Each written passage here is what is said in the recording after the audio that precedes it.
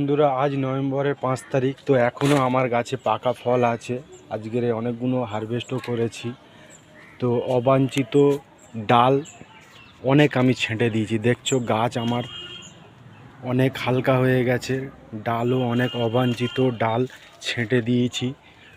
তো অবাঞ্ছিত ডাল যা আছে আপনারা ছেঁটে দিন। ছেঁটে দিয়ে 15 তারিখের মধ্যে নভেম্বরের আপনারা হাড় খাবার দিয়ে দিন।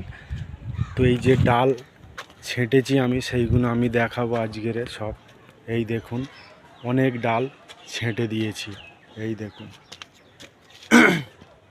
অবাঞ্ছিত ডাল অনেকই ছেঁটে দিয়েছি। যেমন যে ডালে অনেক ফল হয়েছে 4-5 বার, তারপরে সেই ডালে কাঁটা নেই, সেই সব ডাল আমি এই ছেঁটে রেখে দিয়েছি অনেক। আপনারাও এরকম ছাঁটুন, ছেঁটে নিয়ে তারপরে গাছে খাবার দেবেন।